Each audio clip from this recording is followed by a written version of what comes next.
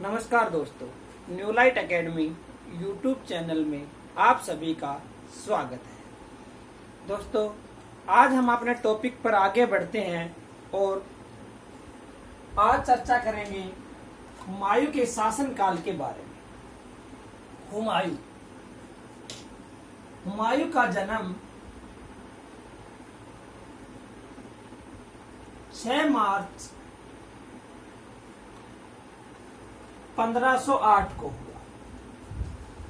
हुमायूं का अर्थ होता है भाग्यशाली।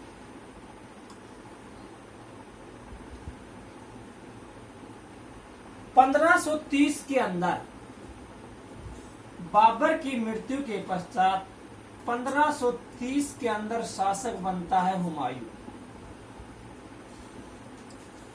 मुगल वंश का पहला शासक जिसने अपनी जागीर को अपने भाइयों में समान रूप से बांटा था। दूसरा,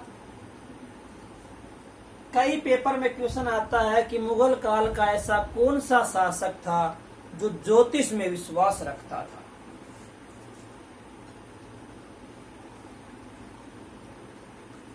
ज्योतिष में विश्वास रखने वाला शासक था हुमायूं। ज्योतिष में विश्वास रखने वाला शासक था हुमायूं। दूसरा, रंग बिरंगे कपड़े धारण करने वाला। रंग बिरंगे कपड़े धारण करने वाला भी शासक था हुमायूं।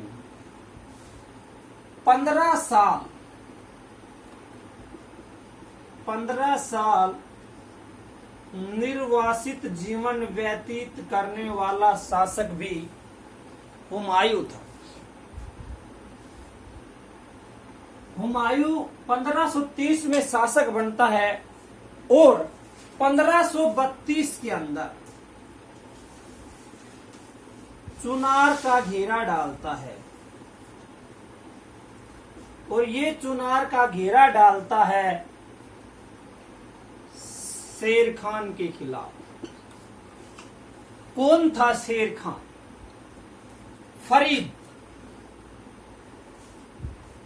फरीद नाम का एक लड़का जिसका जन्म हुआ था 1486 के अंदर हिसार जिले के अंदर, और इसका बचपन बीता था हरियाणा के नारनौल जिले के अंदर। नारनौल के अंदर इसका बचपन बीतता। बाबर की एक सेना की टुकड़ी में शामिल होता है और बाबर पहले ही कहता था कि हुमायूं तेरे को एक न एक दिन ये फरीद जरूर मारेगा। हुमायूं कहता था कि मेरे पास इतनी बड़ी विशाल सेना है, ये मेरा कुछ नहीं बिगाड़ सकता। बहार खान लोहानी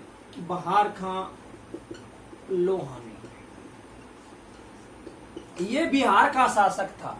फरीद बाबर की सेना से इसकी सेना में जा मिलता है और तलवार के एक ही वार से शेर को मारने के कारण ये बहार खान लोहानी इसको उपाधि देता है, शेर खान की उपाधि।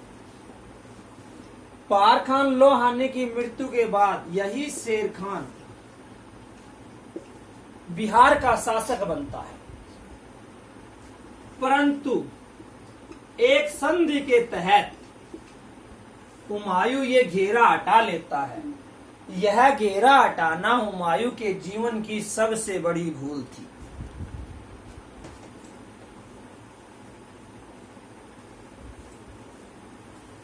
इसके पश्चात 1539 में युद्ध होता है, चौसा का युद्ध।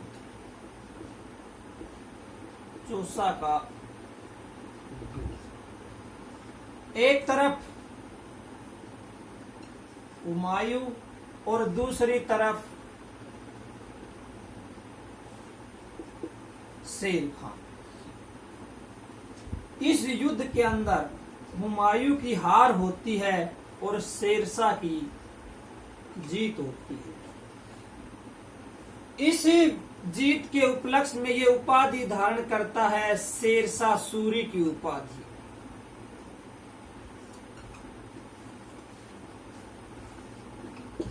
अभी एक क्वेश्चन बनता है कि फरीद या शेर खान ने शेरशाह की उपाधि किस युद्ध के बाद धारण की? तो चौसा के युद्ध के बाद इसने ये उपाधि धारण की थी। इसके एक साल बाद हुमायूं फिर आक्रमण करता है 1540 में बिलग्राम या कन्नौज का युद्ध। इस युद्ध में भी हुमायूं की हार होती है और शेरशाह की जीत होती है। इस युद्ध के अंदर हुमायूं एक नदी में गिरता है और उसको बचाता है निजाम सिक्का। निजाम सिक्का जब ये हुमायूं को बचाता है तो हुमायूं कहता है कि मैं जिस दिन राजा बनूंगा उस दिन तेरे को एक दिन के लिए पूरे भारत का राजा बनाऊंगा। ये निजाम सिक्का कहता है कि मैंने तेरे को बचाया है, तू जा, तू मेरे को क्या राजा बनाएगा। यहां से हुमायूं जाता है राणा वेरीसाल के महलों में। राणा वेरीसाल यहां पहुंचता है हुमायूं और यहां पर इसे प्राप्त होती है हमीदा बानो। हमीदा बानो बेगम से विवाह करता है।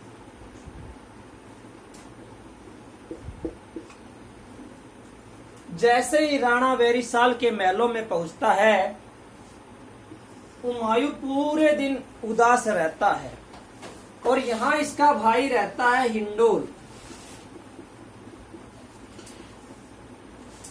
और हिंडोल का गुरु था एक मौलवी जो एक मस्जिद के अंदर रहता था।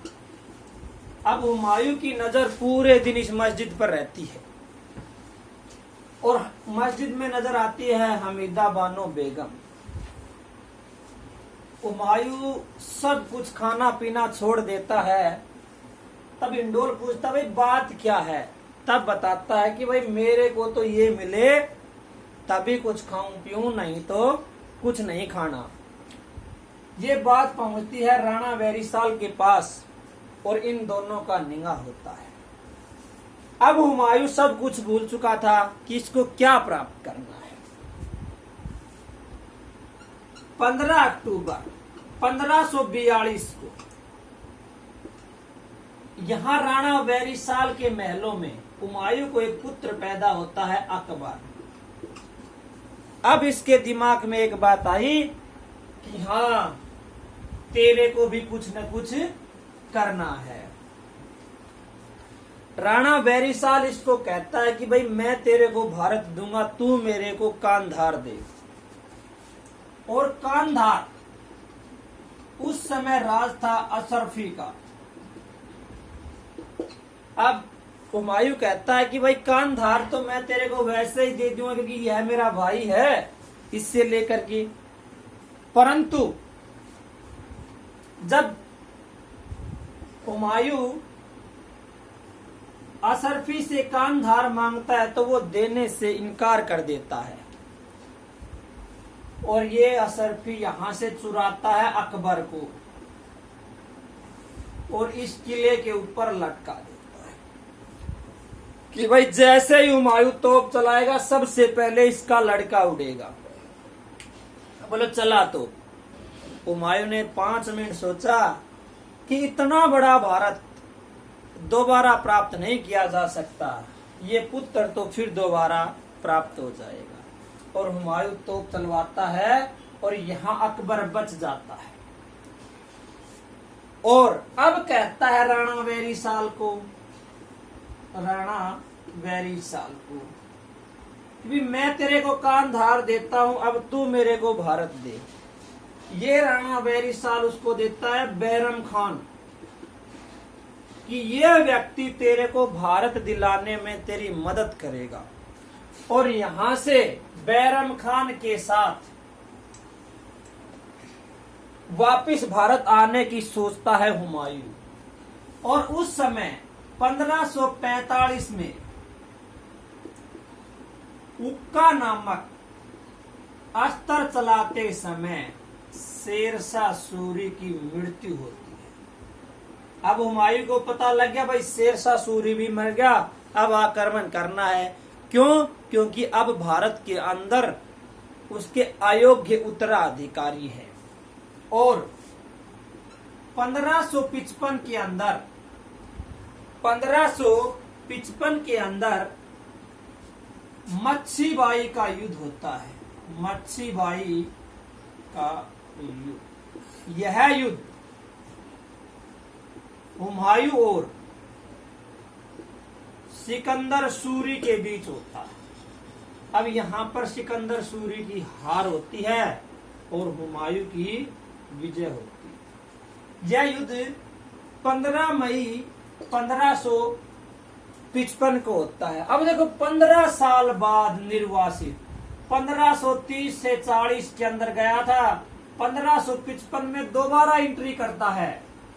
यहां से दोबारा सत्ता प्राप्त करने का मार्ग खुलता है हुमायूं का।